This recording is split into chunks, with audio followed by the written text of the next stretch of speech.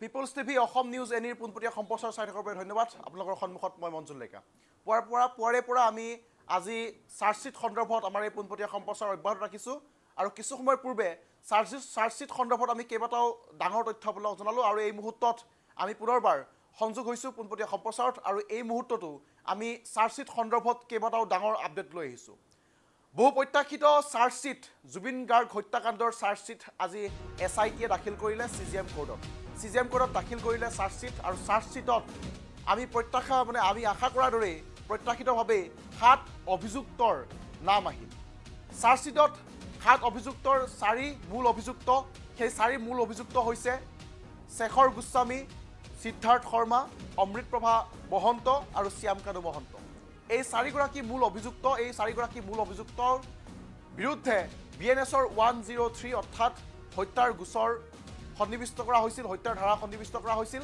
আনফালে জুবিন গাৰ্গৰ আত্মীয় সন্দীপন গাৰ্গৰ বিৰুদ্ধে BNS 105 কালপেবল হোমিচাইডত নট এমাউণ্টিং টু মাৰ্ডাৰ তেওঁৰ বিৰুদ্ধে ধাৰা ৰুজু আছিল। আনহাতে আন দুগৰাকী PSO জুবিন গাৰ্গৰ PSO নন্দেশ্বৰ বৰা আৰু পৰেশ বৈশ্যৰ বিৰুদ্ধে BNS CBT প্ৰয়োগ কৰা হৈছিল।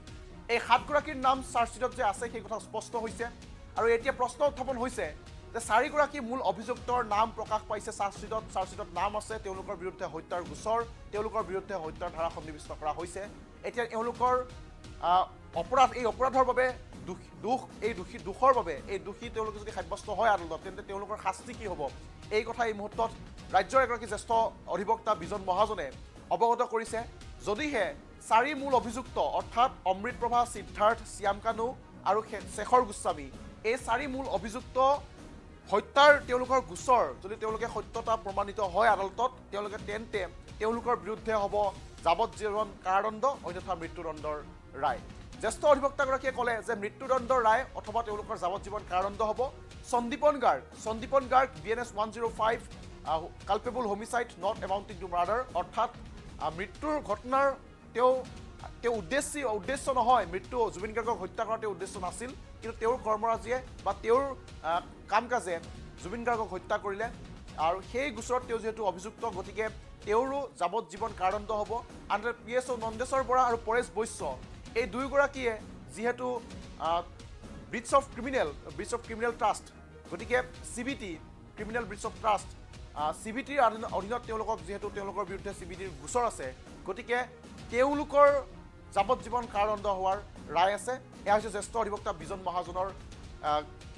মহাজনে কৰা মন্তব্য। বিজন মহাজনৰ মন্তব্য আছে আমি শুনাম, কিন্তু এই মুহূৰ্তত আমি এই খবৰটো জনাই আছোঁ কাৰণ চাৰ্জশ্বিট 80 দিন, আপুনি মই প্ৰায় 80 দিন অপেক্ষা কৰা এই চাৰ্জশ্বিটখন আজি অৱশেষত CJM কোৰ্টত দাখিল কৰা হ'ল আৰু CJM কোৰ্টে এতিয়াৰে পৰা এই সমগ্ৰ চাৰ্জশ্বিটখনক লৈ ন্যায়িক প্ৰক্ৰিয়া আগুৱাই লৈ যাব আৰু এই 7 অভিযুক্তৰ শাস্তি কি হ'ব ইয়াৰ পৰৱৰ্তী সময়ত আমি আপোনালোকক জনাম বা আপোনালোকেও জানিবলৈ সক্ষম হ'ব। কিন্তু এই মুহূৰ্তত যিহেতু জ্যেষ্ঠ অধিবক্তা বিজন মহাজনে মন্তব্য কৰিছে যে এওঁলোকৰ 4গৰাকীৰ হয়তো মৃত্যুদণ্ডৰ ৰায় নতুবা যাৱজ্জীৱন কাৰাদণ্ড হ'ব পাৰে, গতিকে এই মুহূৰ্তত জ্যেষ্ঠ অধিবক্তা বিজন মহাজনৰ মন্তব্যটো আগবঢ়াই লৈছোঁ। পুনৰ আমি এই বিষয়টোৰ ওপৰত আপোনালোকক এই পোনপটীয়া সম্প্ৰচাৰত আলোচনা কৰিম। আপোনালোকে সমগ্ৰ বিষয়ক লৈ যদি মতামত দিব বিচাৰে তেন্তে আমাৰ পোনপটীয়া সম্প্ৰচাৰত মতামত কৰক, আমি সেই কমেণ্টসমূহ পঢ়িবলৈ চেষ্টা কৰিম। কিন্তু এই মুহূৰ্তত মই জ্যেষ্ঠ অধিবক্তা বিজন মহাজনে কি মন্তব্য কৰিছে সেই মন্তব্যটো আগবঢ়াইছোঁ। মাননীয় মুখ্যমন্ত্ৰীয়ে যি অসমৰ গৃহমন্ত্ৰী তেখেতৰ এখতিয়াৰৰ ভিতৰত থকা এটা বিষয়বস্তু আৰু বিষয়বস্তুটো হৈছে অসমৰ ৰাইজৰ হিয়াৰ আমঠু জুবিন গাৰ্গৰ যি হত্যাকাণ্ডৰ গোচৰ তাত চাৰ্জশ্বিট দাখিল কৰাৰ বিষয়ে তেখেতে আগেয়ে কৈছিলে যে 12 তাৰিখে চাৰ্জশ্বিট দাখিল কৰিব আৰু তেখেতৰ বক্তব্যৰ লগত সংগতি ৰাখি আজি SITয়ে চাৰ্জশ্বিট দাখিল কৰিছে।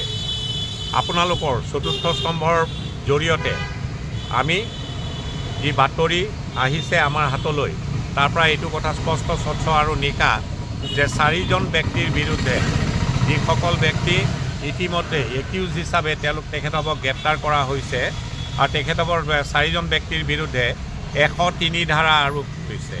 103 BNSৰ ধাৰাটো তাহানিৰ IPC 302 IPC লেখীয়া অৰ্থাৎ মাৰ্ডাৰৰ ধাৰা সন্নিৱিষ্ট কৰা হৈছে।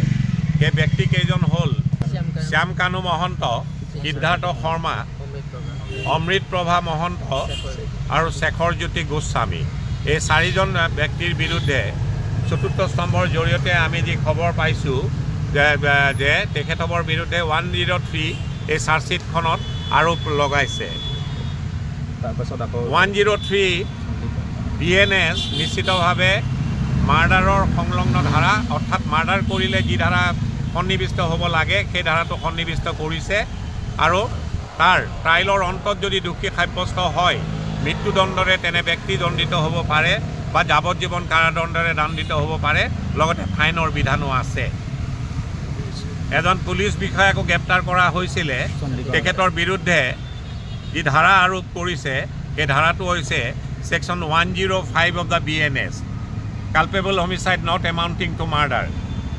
এই ধাৰাটোতো যদি ট্ৰায়েলৰ অন্তত দোষী সাব্যস্ত হয় তাতো যাৱজ্জীৱন কাৰাদণ্ডৰ বিধান আছে।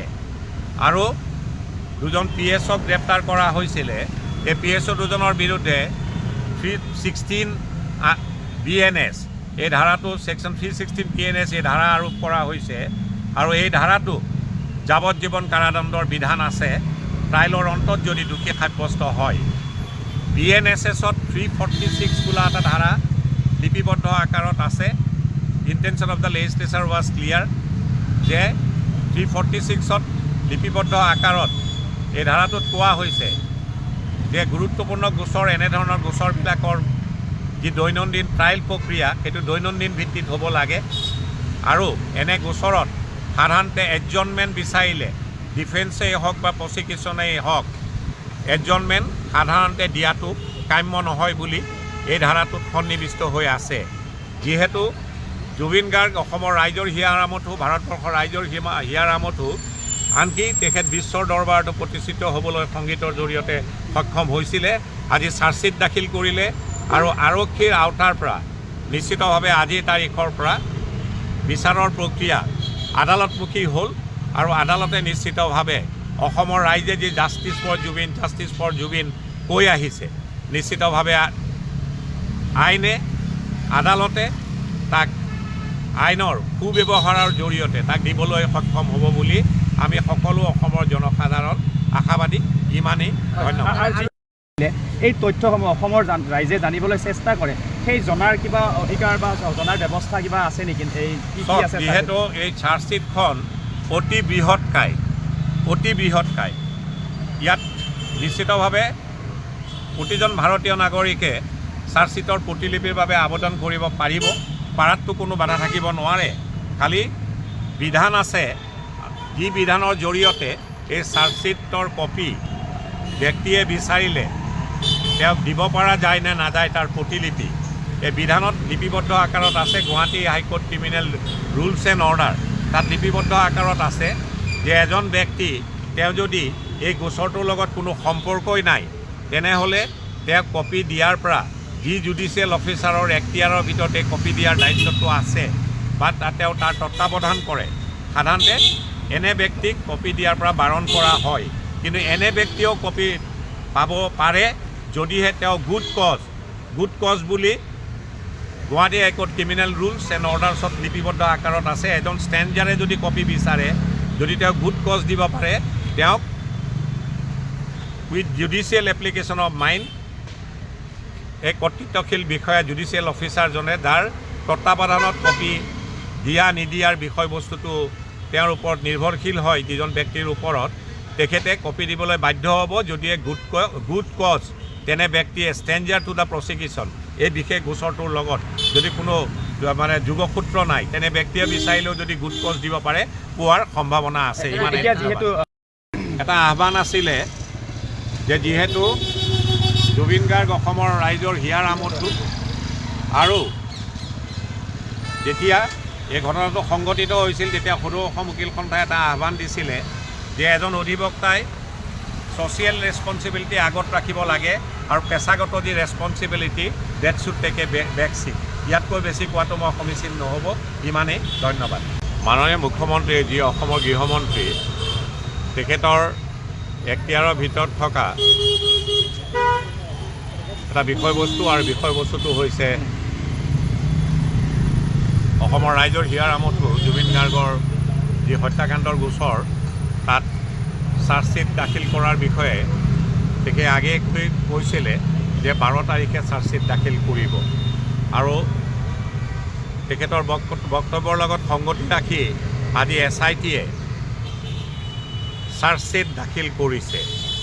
আপোনালোকৰ চতুৰ্থ স্তম্ভৰ জৰিয়তে আমি যি বাতৰি আহিছে আমাৰ হাতলৈ তাৰ পৰা এইটো কথা স্পষ্ট স্বচ্ছ আৰু নিকা যে 4জন ব্যক্তিৰ বিৰুদ্ধে যিসকল ব্যক্তি ইতিমধ্যে একিউজ হিচাপে তেখেতক গ্ৰেপ্তাৰ কৰা হৈছে আৰু তেখেতকৰ 4জন ব্যক্তিৰ বিৰুদ্ধে 103 ধাৰা আৰোপ হৈছে। 103 BNS-ৰ ধাৰাটো তাহানিৰ IPC 302 IPC লেখীয়া অৰ্থাৎ মাৰ্ডাৰৰ ধাৰা সন্নিৱিষ্ট কৰা হৈছে। সেই ব্যক্তিকেইজন হ'ল শ্যাম কানু মহন্ত, সিদ্ধাৰ্থ শৰ্মা, অমৃত